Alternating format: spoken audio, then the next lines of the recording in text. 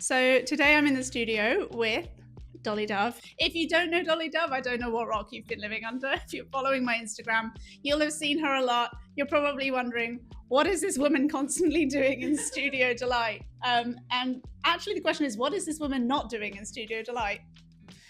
Dolly, my very good friend here, has kind of been in the Studio DeLite journey since day one. Dolly came and spent a lot of time helping me paint the walls white when I moved in. You've been roped into several set builds. You've done BTS for me. I've shot for you.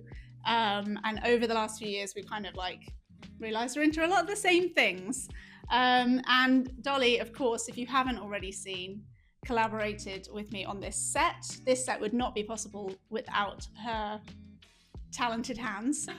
Basically, we're going to just chat a little bit about the process of how this set came to be, how the collaborative process unfolded. Yeah, just tell us a little bit about yourself.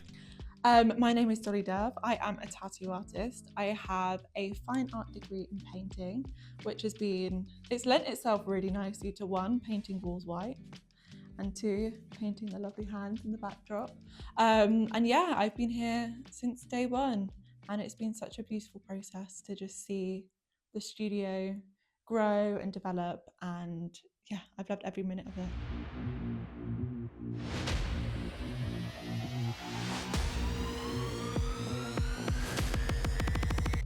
Run.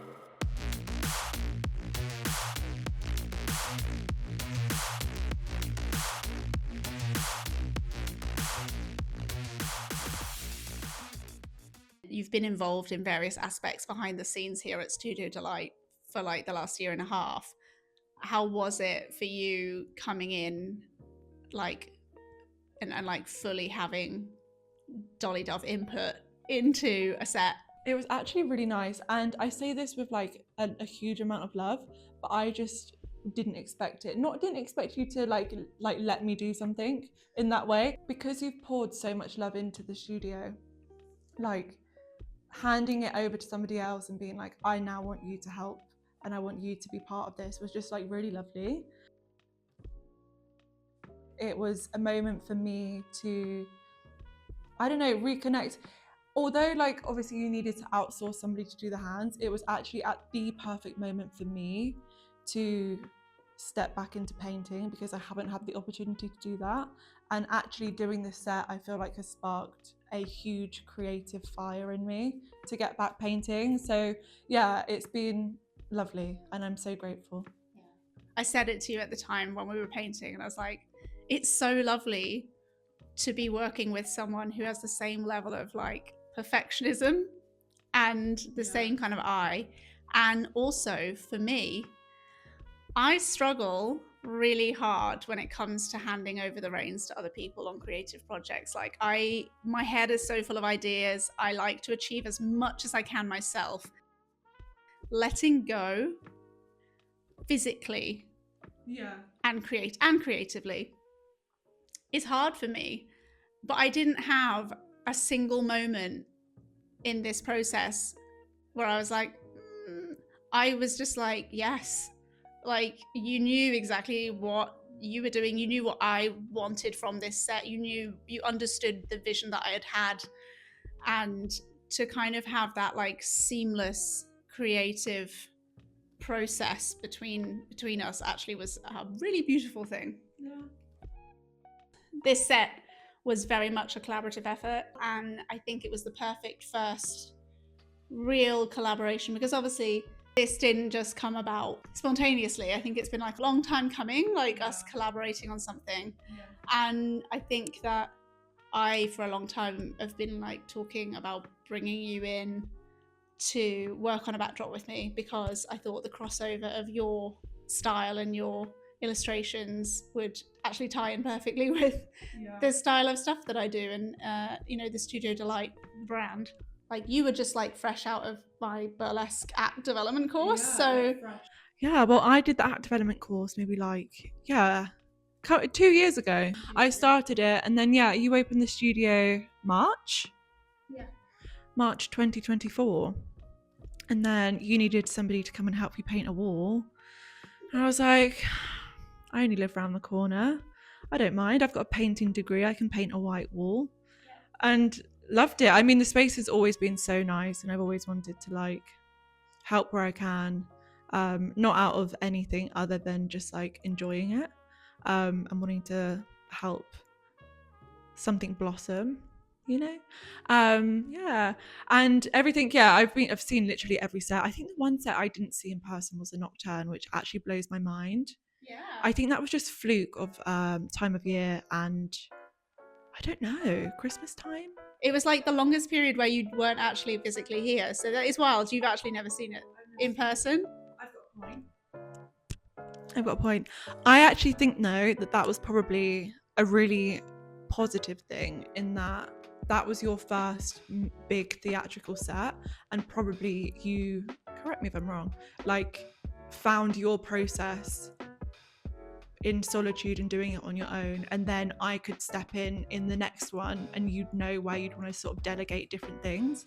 I think definitely, because before Nocturne I had done the boudoir set, which it was more of a curation of stuff that I have a lot of stuff, and I was trying to recreate something that I had built in my lounge during lockdown when I'd done a shoot for myself, because so many people liked those pictures, so I was like, well, other people might want that.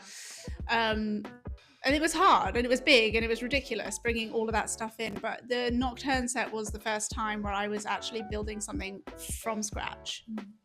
And even I didn't know exactly how it would turn out, and I think I've, having done a few sets now, I'm getting better at having an idea of kind of exactly what it will look like. But even still, even with this one, I had in my mind obviously the hands, and I wanted this like channel of the reflective floor. I didn't want to floor the whole thing in this, because I thought it would be too similar to Nocturne, and I thought that I wanted to do a little nod to like German expressionist cinema and their film sets, and like the Cabinet of Dr. Caligari, Nosferatu. So that's kind of why I went for this like spooky little situation down here. But I was much more equipped this time round to do like an actual mock-up digitally, using references that I had found to kind of be like, this is kind of what it's going to look like. But obviously the idea did evolve even once we were here in the studio. The design evolved even right up until the last few days of us working on it, because we added in that graphic element. I kind of always wanted to add something like that in, that real stark black on red graphic element, but I think it was more a question of me thinking I'm not sure I could achieve that effectively. But then turns out that's because that's what you're good at. So, this is where it actually worked perfectly, because I think we'd finished painting the hands and we took a step back, and I'd kind of been saying, I'm thinking about adding this thing. And you were like, yeah, maybe. And I was like, maybe, yeah. And you were like, what would it look like? And here, have my iPad. So I was like, kind of like this, but better. And then you were like, sure, no problem. Boop, boop, boop, boop. And then boom, we had it. Yeah, I think the process, it just shows you that like the creative process is infinite, and I think there's probably more, if we really had to, that you could do to everything, and it's just knowing where to stop. And it's hard knowing where to stop.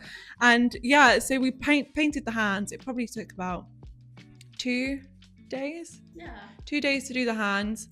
And even when we were doing the hands, there was a little bit of the chalk that I'd used to sketch the hands out initially, it kind of looked like a sparkle. It was up on the finger. It was up on the fingernail, and it kind of looked like a perfect sort of shine, a little star. And even with that, we were like, should we put some stars in?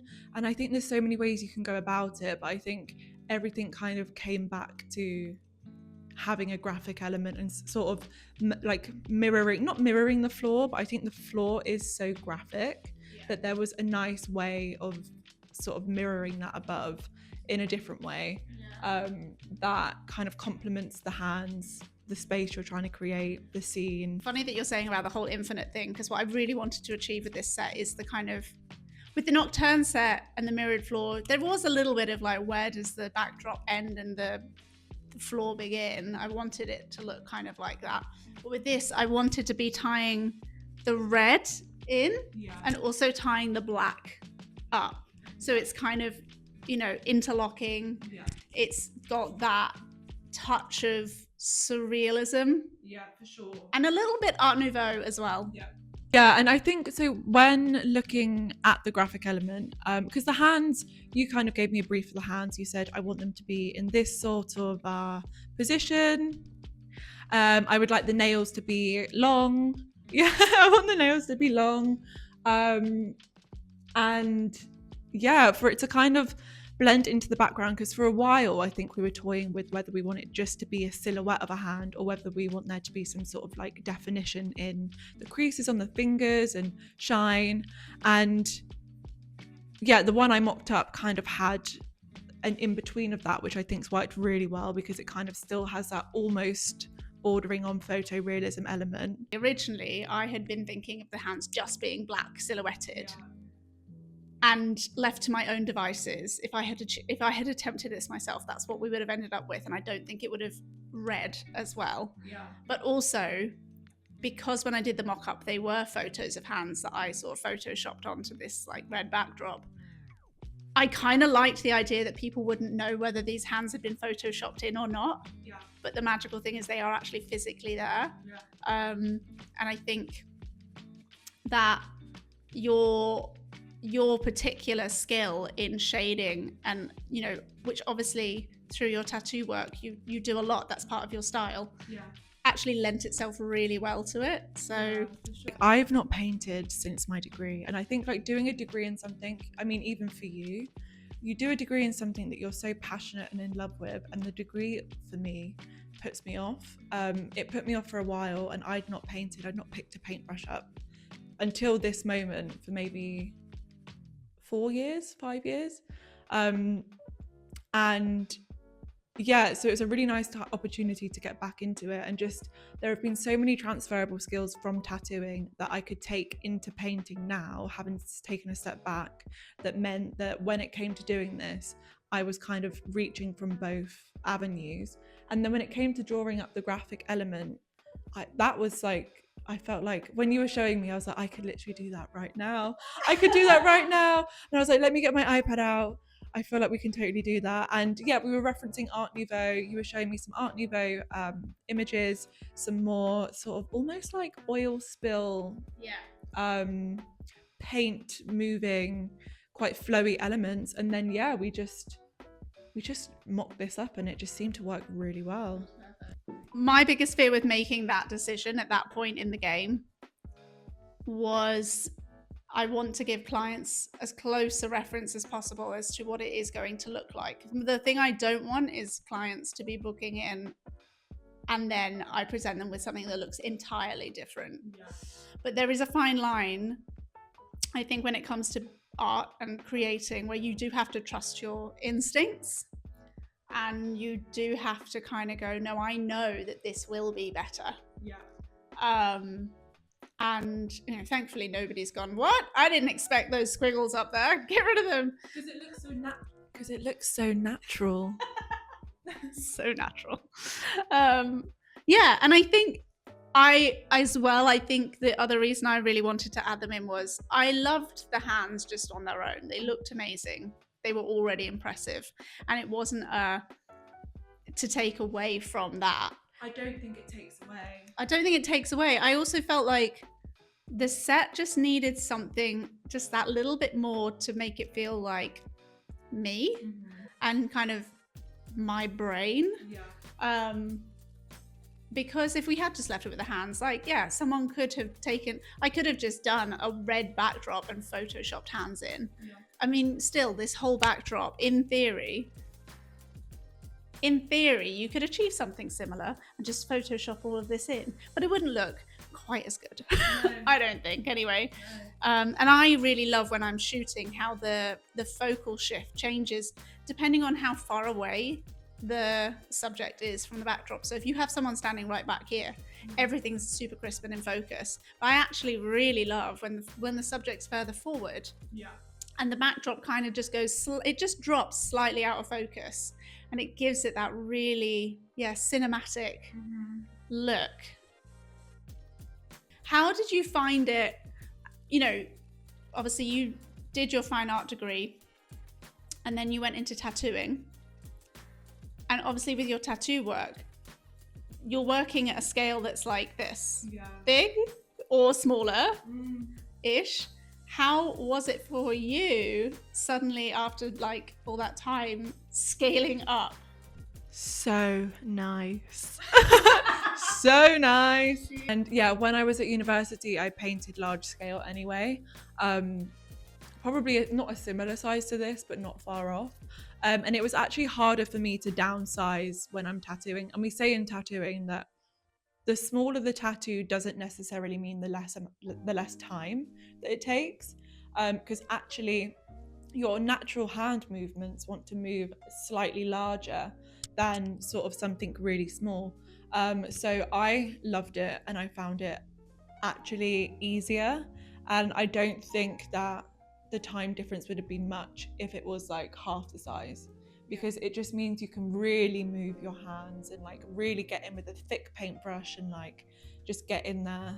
So I actually loved it and I found it really really nice, and I'm so pleased. It's come out so well, if I do say so myself. I'm very proud of them, and they're very symmetrical, which I had somebody ask me if we had photoshopped them mirrored, so if I just painted one and that you'd flipped it.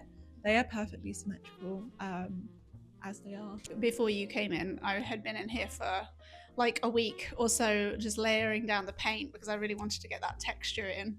And you know, there did come a point where I was like, oh, I could have just we could have just painted this on something that was already red, but I knew I wanted to give it that depth and that texture, which just takes a disgustingly long amount of time. It's soul destroying. And the whole time I was doing that, I was like, oh my God, this is not even the biggest thing yet that's going to happen. And the idea of like getting it symmetrical was stressing me out. And I knew that you would know what you were doing with that. And I'm so thankful you did. For me, mentally, that was a real challenge. And I do find like during the process of like the set building or any kind of creative project, you hit a point where you're like, this is not going to work. Yeah. This is not going to work. But it did. Thank God it did. In the process, what would you say for you was the biggest challenge? I think the biggest challenge for me was trusting that I still knew what I was doing. And I definitely like put a smile on and pretended that I did know that it was gonna work. You didn't let on. No, I knew in my like deep down it was gonna work, but you always have that voice in the back of your head that is like, you don't know what you're doing, like you've not done it for a while. But I think that because I tattoo and like I'm constantly, I've tattooed so many hands. I think I could draw a hand just like intuitively and probably get it like 70% right, just because like when you do something and you practice it, you kind of memorize it. But I think it was just like not letting my self-sabotage of, you've not done this for a while, will you still be able to do it? That was a big challenge. And I think another challenge would be probably the graphic element. And I didn't paint the graphic element, and I don't envy you for painting the graphic element, but I think that making it look organic, and although it happened quite quickly, that was still something that I wanted to make sure that it did look like it had a flow and it had a reason to be there. And it was a small obstacle which we overcame quite quickly. But yeah, I would say that they were the challenges. Actually, that was one of my favorite moments in this whole thing, was that moment where we had finished, you had finished the hands. I did a little bit of like paint by numbers, but you kind of did, you brought the magic and made them what they are. I was just like your little paint by numbers monkey. And then I was just like, you know what? I'm going to let you take the steering wheel on this. Yeah. And it was really great. It was really fun to watch you doing that. And like, it felt like you were kind of really in it and enjoying it. But one of my favorite moments was that moment afterwards where you know, we stepped back, and I had sort of said about the graphic element, and you were like, well, here, you know, just show me on the iPad what sort of thing. And obviously, you know, I did study fine art, but, you know, for me to be able to, on your iPad, kind of go kind of like here, like I knew in my head where I sort of wanted it going, and the style of the line work. And then for me to hand that over to you and you'd be like, okay, so kind of like this. And then I could be like, well, no, I'm not sure about this bit. That little back and forth must have lasted for what, like 20 minutes? Yeah, that was about it. And it was just, I got goosebumps thinking about it, because Yeah. it was like that perfect, like bouncing back and forth of ideas and skill and technique. And it turned out perfectly. And I think, you know, you're saying you don't envy me painting that. I have way more confidence painting that stuff than I would have done painting the hands. And I know at one point you were sort of like, are you going to be okay with the circle? Yeah. And I was like, no, I'm super confident I could do a nice crisp circle. Painting the circle was like the easiest bit. Yeah. I did not enjoy any of the stuff down here. Like being that close to the floor and trying to paint something and having to lie on the cold concrete floor and get your arm at the right angle and stuff was, for me, that was one of the biggest challenges. And, you know, obviously I did reach a point where I had done all of this up here, and I got down to about the wrists, and I did one side and I massively fucked it.